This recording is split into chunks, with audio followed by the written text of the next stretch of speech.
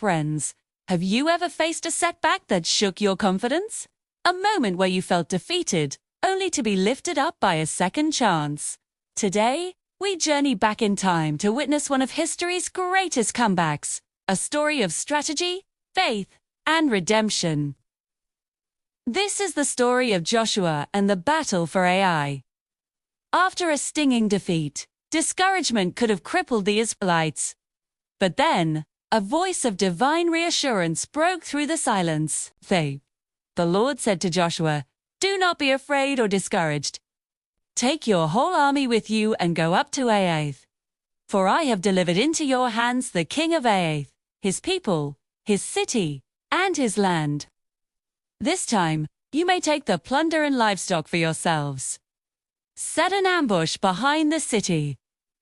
Imagine Joshua at sunrise, gazing toward that fortified city on a hill. The light breaking through the clouds wasn't just the start of a new day. It was a promise of victory. Not through brute force alone, but through divine guidance and brilliant strategy. This was their second chance, and this time, they would listen. With renewed purpose, Joshua didn't hesitate. He chose 30,000 of his best warriors, his most valiant men, and sent them out by night. Under the soft glow of the moon, he laid out the plan.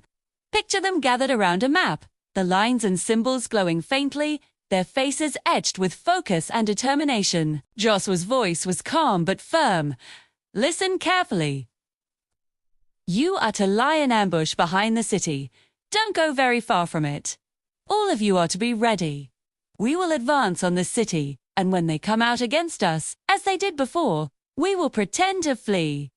We will draw them away from their stronghold, and at that moment, you will rise from the ambush and seize the city. The Lord our God will deliver it into your hand." This wasn't just a military briefing. It was a pact of trust between a leader and his men, all united under a single God-given mission.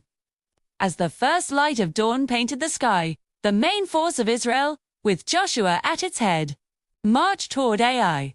They made their camp on the north side, a wide valley separating them from their target. Meanwhile, the ambush party was already in position, hidden to the west, waiting in silent anticipation. When the king of Ai saw the Israelite camp, he saw a familiar sight. Believing history was about to repeat itself, he and his army rushed out to meet them in battle, leaving their city completely unprotected. He had no idea that he was walking directly into a masterfully set trap. He saw the bait, but he was blind to the hook. Joshua stood calmly, his gaze fixed on the horizon, watching the enemy's pride lead them to their downfall. The moment the battle began, Joshua and his forces did the unexpected. They turned and pretended to retreat, fleeing toward the wilderness. Just as planned, the men of Ai, along with reinforcements from nearby Bethel, gave chase. They were so confident in their pursuit that every last man left the city. Convinced they were about to score another decisive victory, the city gates were left wide open, its walls completely unguarded. At that precise moment, as the enemy was drawn far into the open, the divine signal was given. God said to Joshua, "Hold out the javelin that is in your hand, toward Ai, for into your hand I have given it." Joshua, standing firm on a rocky ridge, raised his spear. It wasn't just a weapon. It was a conduit of faith, a symbol of divine authority, shining with the light of heaven's promise. The signal was seen. From their hiding place, the ambush party sprang into action. They rushed into the defenseless city, swiftly capturing it and setting it ablaze. A thick column of smoke billowed into the sky, a beautiful, triumphant signal of victory. The men of Ai, deep in their pursuit, stopped and turned. Their hearts sank as they saw their city engulfed in smoke. They were trapped.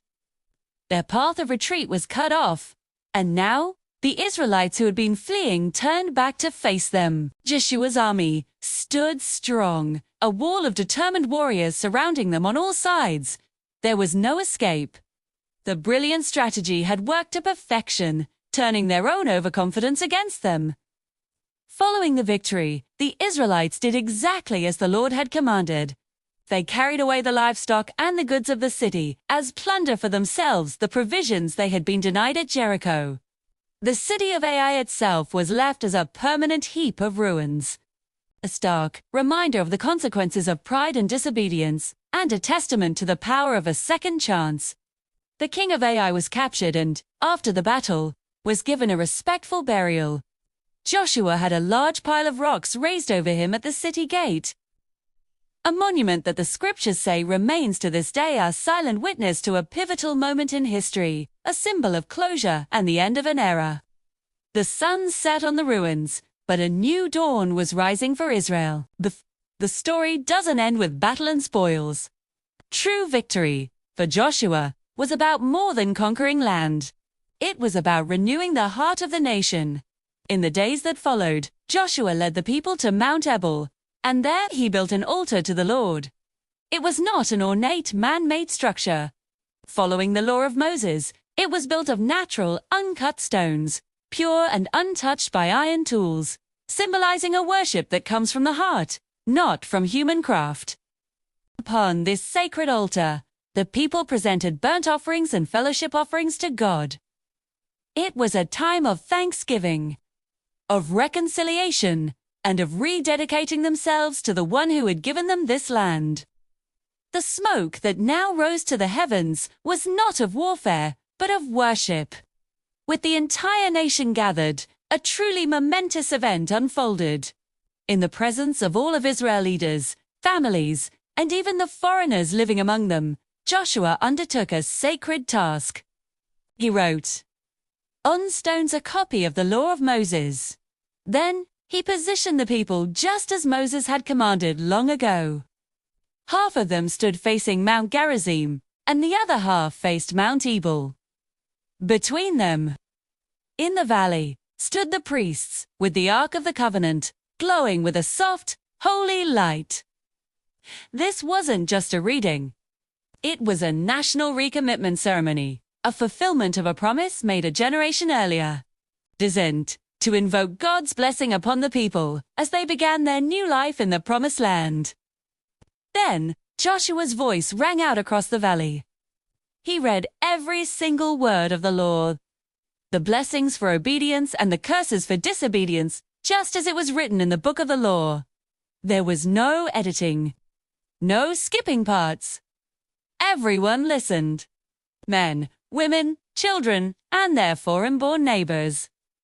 Every person, from the most powerful leader to the smallest child, heard the divine standard for their nation. In that moment, under the open sky, between those two mountains, Israel was united not by the sword, but by the word. They had heard the voice of truth. And a new foundation of faith and justice was laid for generations to come. Thank you so much for joining us on this incredible journey of faith, strategy, and renewal. If this story moved you, please give this video a thumbs up. Forget to subscribe and hit that notification bell so you won't miss our next exploration into the powerful stories that have shaped our world. We'd love to hear your thoughts in the comments below.